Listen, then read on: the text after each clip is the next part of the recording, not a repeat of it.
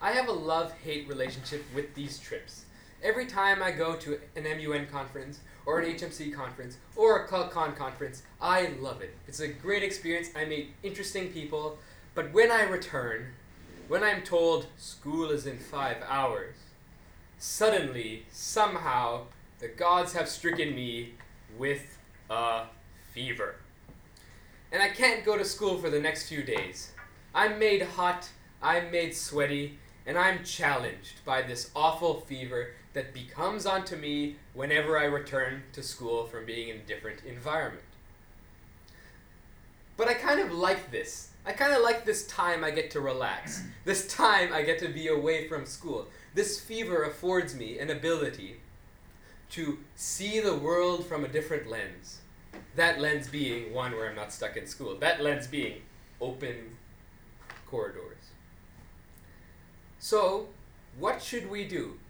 Should we bemoan our fever, keep taking aspirin, be more homeopathic, and start eating willow bark? Or should we stay on the sidelines? And should we allow ourselves to get feverous, to experience the fibre, as they say in Spanish, and to get sweaty?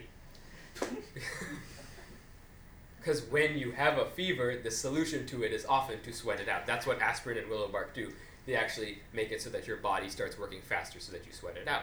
So you should try and get fevers. You should make sure that you always get a fever, every once a month or so, because you know what, school can sometimes get pretty monotonous. But get a fever. Get a fever. And when you get a fever, don't try and take any other remedy, just sweat it out. Now for many people, there are many other times when they feel hot, when they feel heavy, when they get a fever in a metaphorical sense. Ironically, and oddly, the number one biggest fear in the United States among adults is not death, drowning, burning, but public speaking. People get feverous when they stand in front of a crowd and they orate and they have to gesticulate and act and lie and tell the truth. People are afraid of that. People get a fever when they stand in front of a crowd. So what is the solution to this? Is the solution to never get a fever? To never stand up here and to look someone else in the eye and say, yeah, you, I'm talking to you. No. The answer is to sweat it out. To stand up tall and to experience the fever that comes out. To be uncomfortable, to get that fever. And once you've sweated enough, you'll be okay with it. You'll no longer have that fear. You'll be okay with staring at that man in the crowd, staring at that woman in the crowd, and imagining everyone naked. Get a fever to get better. Get a fever to get rid of your fear. Sweat it out.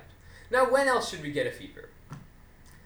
Now, there are two dichotomous emotions that I feel all the time, maybe because I'm a bit bipolar, maybe because I'm a bit crazy, but love and hate are two things that sweep through my mind constantly. Hate, of course, when I do eventually have to go to school and I'm given a pop quiz, and love when I'm not given a pop quiz or get a good grade. But, of course, more than that. Now, what should we do about these two emotions? Should we just avoid hate as much as we can? Should we make sure we don't hate anyone ever because hating is bad? Should we make sure we love everyone? No. Instead, we should experience our hate. We should understand our hate. We should meditate on it. Understand the sharp emotion that is hate. We should understand its dichotomous relationship with love. We should sweat it out. We should get uncomfortable. We should think about the awful things that we can possibly think about. We should get that fever, get that mental fever. We should go, I really hate that kid. What's up with his hair and his eyebrows? They're different colors. We should look into the crowd and we should get a fever. And we shouldn't just set it aside. We shouldn't say we shouldn't love. We shouldn't say we shouldn't hate. We should hate. We should love. And we should sharpen our analysis of it. Get sweaty. Because when we do that, then we understand these emotions better. We understand that they're important, and we can't just set them aside. We understand that sometimes having a fever and letting us sweat it out, that having an uncomfortable moment and letting us experience it will make us better in the long run. A little bit of hurt now will lead to a much better future. We need to hurt ourselves get a fever, throw away the aspirin, throw away the willow bark, put on a jumper, eat a banana, start doing some push-ups, and get sweaty. Get a fever, get sweaty. Thank you.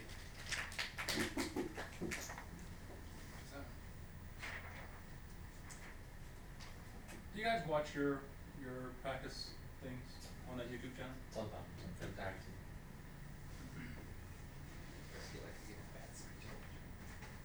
When you feel like you get a bad when you watch it? What worked, what didn't? You want to give feedback? First of all, I thought it was hard. I thought it was two kind of difficult prompts. They were very open, but I felt like, in general, like the content was good. But again, like you do this thing where like sometimes you give speeches and you're kind of natural, and sometimes you give speeches and it's like it sounds like you're performing. Like we said that yesterday. Like the one you gave at the end yesterday was like I don't know. I just liked it because of just the way you spoke it. It's kind of hard to. What is it that makes him sound like he's speechifying instead of talking to us? I guess it just is tone of voice. Maybe it's like sometimes it's even like the sort of not complicated word, but the sophisticated sort of language used here and there. What Not is to say you shouldn't use sophisticated language. Okay, he thinks it's sophisticated language. If you know what he's talking about, but you don't think that since you said I don't know, not sure, whatever. Do you guys have any sort of? Do you agree that when Saif comes up and gives that type of persona is the person that I am pretending to be behind this podium right now, right? So consider this persona, because that's kind of your standard persona. And I'm not sure that it works as well as other choices that you have. He says language. I disagree. I don't think it's your word choice, so I want to hear you guys. I'm not sure if it's language, or maybe it's a combination of like how his like body language is and as well as just like how his tone is. Like, I don't know. Because they come off how? It just comes off as like he's not really having fun. He's just up there and he's just like. It kind of comes off as pedantic. Yeah. Is what I kind of get it as. But it's not like bad. Like it's really like it's good. Because it sounds like you're talking to me. You know what I mean? Like. Yeah. Well, not. I'm sorry. Yeah, didactic. So it comes off like you're telling me something. You're not like entertaining. I did note the should. We should right, and that becomes like, well, sermonizing, even if it and that's never a pleasant thing to hear a teen telling adults how they should live. Think of your audience. Right? Great, I'm watching a 17-year-old like give me the wisdom of life. Right. And in fact, 17-year-olds who are your age probably like going, oh great, he like knows all the secrets of life and he's going to tell me how I should live. Right? When I tell 17-year-olds how they should live, they look at me like, oh great, he's going to tell me how I should live. People don't like being sermonized to, straight out, so you have other choices besides that. But I don't think that we're finished with, I don't think that that's, I mean, I agree, we should is just the opening of what's going to probably not be the most enjoyable thing. But I think it's persona, I don't think it's content. I was wondering, what do you think about my pausing? Because when I speak, I think I put pace fast, no pause. Right yeah, there. that's what I was going. Pace fast, no pause. There it is. Pace fast, no pause. It's not like the content. Like the content is on point. Yeah. It just sometimes. Well, I mean, I thought it was good, but like it just kind of comes up as didactic, and it's really hard to like pin it down as to exactly what it is. But it's kind of a mix of mannerisms and sort of. Okay, I was waiting and hoping others would be able to pin it down. You want to hear me pin it down? This is my view. Too clever by half and not persuasive by half. Easy, sort of trying to be clever in a way. This one was not particularly successful anyway, because you went like, okay, opening, I go to trips and I get cursed with fever, and then fever is good. And then we should get fevers. We should sweat it out. Public speaking is a fever. We should sweat out public speaking fevers. Fever is good. I have emotions, maybe because I'm bipolar, I have emotions of love and hate. We should all experience emotions of love and hate and sweat them out. And that's just kind of it. So fever is good. I guess.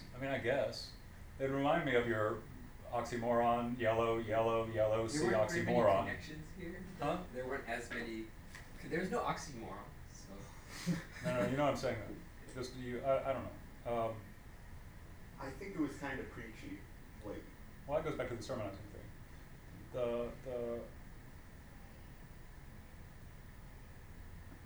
I think when you speak slower, when you possibly you're one of the few people who I would say try turning it down.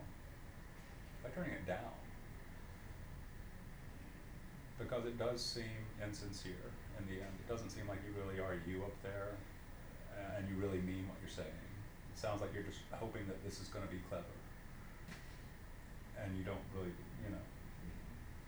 you don't really take seriously what you're saying.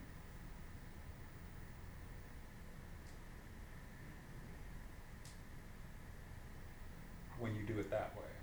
And again, I told you last year when I saw you do it another way, and you were slower, and you were a completely different persona, and it was kind of like Saif, just like actually being reflective and all sort of thing. It blew me away, and I was like, Jesus, I've never seen that side of him.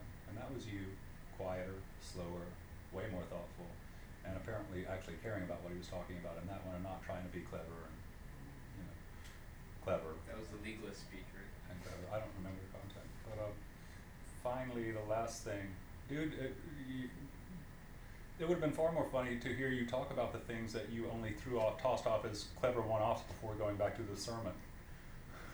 What were the things that, I don't remember now, but you said a few funny little one-liners, and then you just like left them, little funny one-liners that you toss off as asides, and then you go back. And you're trying to be funny with that one thing, but you don't follow it. And you know what? Those were often like the most interesting lines, but then it was like, oh, now he's back to we should love and hate. Instead of whatever it was, farting at birds or some whatever random ass weird thing you say. And then leave there, trying to be funny stuff. You know what I'm saying? Yeah, I get what you're saying. What were your toss-off lines that were just weird, bizarre things in that one? I can't remember because I don't like plan them. Soccer game. Soccer. Oh wow, yeah, that's Oh. What were any of the weird things that came out of his mouth when he was up there that were attempts at gags? I'd say I love the empty corridors. He made fun of my hair, which is kind of Yeah. You made fun of your eyebrows and your hair. No, because they're different colors. Yeah. You see, like. Wait, really? Yeah. But I can't always be in the front row for you to have that like fallback joke. It's like talking about something. Look at that guy that goes weird. you should film yourself with your bangs back instead of doing that thing that they do. By the way, no, it doesn't look very good. Can you wear it? oh, When it's okay. not like this, when it's like this, it just looks like reverse waterfall. Okay. That'd be really funny. Like you totally blank on a speech thing I asked. You know